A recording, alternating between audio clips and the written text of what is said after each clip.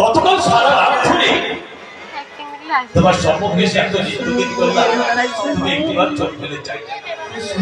আর আজকে দ্বিতীয় প্রহর শেষ হয়ে গেল, মধ্য রাত পার হতে চলবে। এত সময় ধরে নৃত্যগীত করছি, তুমি একটিবার আমাকে চেয়ে শুধু শুধুই আমি তোমার সম্মুখে নৃত্য করছি।